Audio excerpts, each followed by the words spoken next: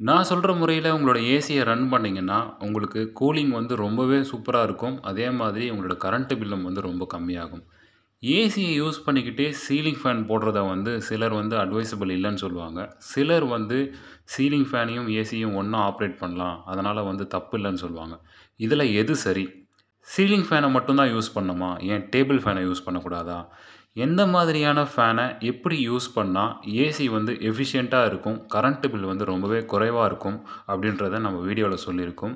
அது மட்டும் இல்லாம உங்களுடைய ஏசி வந்து ஈஸியா டஸ்ட் ஆகாம இருக்கிறதுக்கான வழியும் இதில சொல்லியிருக்கோம். ஸோ வீடியோவ மிஸ் பண்ணாம பாருங்க. ஏசியும், சீலிங் ஃபேனையும் ஒண்ணா ஆப்பரேட் பண்ணா என்ன நடக்குது அப்படின்றத தெரிஞ்சுக்கலாம். ஏசியும் சரி, சீலிங் ஃபேனும் சரி 2மே வந்து நமக்கு காத்த தர்றதுல ஒரே மாதிரியான தத்துவத்த தான் பயன்படுத்துது. அது என்னன்னா, மேல் பக்கம் இருக்கக்கூடிய காத்த இழுத்து கீழ்நோக்கி அனுப்புறது தான் இது 2த்துடைய வேலையும். ஃபேன் வந்து பார்த்தீங்கன்னா, பிளேட் எல்லாம் பெருசா இருக்கும். அதுவும் இல்லாம வேகமா சுழலக்கூடியது அப்படின்றதுனால, அது அதிகப்படியான காத்த மேலருந்து இழுத்து கீழ்நோக்கி தள்ளும். இதனால வந்து ஏசிக்கு மேல் பக்கம் நுழையிற காத்தோட அளவு வந்து குறையறதுக்கு வாய்ப்பு இருக்கு. ஸோ ஏசிக்குள்ள குறைவான காத்து போனா, வெளிய வர கூலிங்கும் வந்து பார்த்தீங்கன்னா, ரொம்பவே குறைவா தான் இருக்கும். ஸோ அதனால தான் வந்து அதிகமான ஸ்பீட்ல வச்சுட்டு நீங்க ஏசியும் வந்து ரன் பண்ணீங்கன்னா, உங்களுக்கு ஏசி வந்து எஃபிஷியன்ட்டா ஒர்க் ஆகாது. அதுவே ஏசிய நீங்க ரன் பண்ணிட்டு, சீலிங் ஃபேன 1 இல்ல 2ல வச்சீங்கன்னா, உங்களுக்கு வந்து ரூம் வந்து சீக்கிரமாவே கூல் ஆகும்.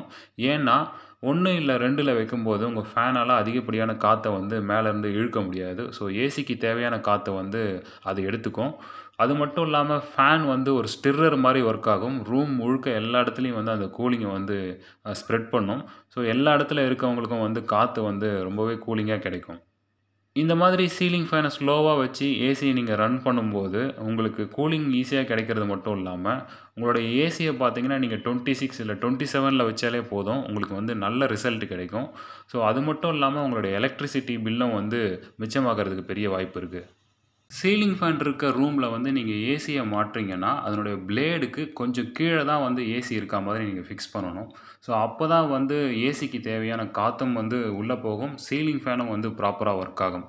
இன்னொரு விஷயத்தையும் நீங்க கட்டாயமா ஃபாலோ பண்ணணும். அது என்னன்னா, ஏசிக்கும், சீலிங் ஃபேனுக்கும் இடைப்பட்ட டிஸ்டன்ஸ வந்து நம்ம கொஞ்சம் இன்கிரீஸ் பண்றது மூலமா, நம்மளுடைய ஏசிய வந்து எஃபிஷியன்ட்டா ரன் பண்ணலாம். ஸோ, ஸ்லோ ஸ்பீட்ல வந்து நீங்க சீலிங் ஃபேன ரன் பண்ணீங்கனாலும், ஏசிக்கும் எந்த டிஸ்டர்பன்ஸும் இருக்காது. சீலிங் ஃபேனும் வந்து ப்ராப்பரா ஒர்க் ஆகும். ஸோ, குறைஞ்ச டிகிரில வந்து உங்க ரூம் வந்து ரொம்பவே கூலிங் ஆகும். ஏசியோட சேர்த்து சீலிங் ஃபேன தான் யூஸ் பண்ணணுமா? டேபிள் ஃபேன யூஸ் பண்ணக்கூடாதான்னு கேட்டீங்கன்னா, டேபிள் ஃபேனும் பார்த்தீங்கன்னா, நல்ல ரிசல்ட் குடுக்கும். டேபிள் ஃபேன வந்து நீங்க என்ன ஸ்பீட்ல வேணாலும் வைக்கலாம். சீலிங் ஃபேன் மாரி 1ல இல்ல 2ல வைக்கணுன்ற அவசியம் கிடையாது. ஆனா, நீங்க ஃபாலோ பண்ண வேண்டியது ஒரு விஷயம் தான். அது என்னன்னா, டேபிள் ஃபேனையோ இல்ல சீலிங் ஃபேன் எதுவா இருந்தாலும் நீங்க யூஸ் பண்ணும்போது, ரூம்ல அதிகமா டஸ்ட் சேராம நீங்க பார்த்துக்கணும். அப்பதான் வந்து உங்களோட ஏசில வந்து டஸ்ட் சேராது. ஏசி எப்பவும் வந்து எஃபிஷியன்ட்டா ஒர்க் ஆகும். இந்த வீடியோ வந்து யூஸ்ஃபுல்லா இருந்தா உங்களோட ஃப்ரெண்ட்ஸுக்கு ஷேர் பண்ணுங்க. நெக்ஸ்ட் ஒரு நல்ல வீடியோல பார்க்குறேன். பாய்.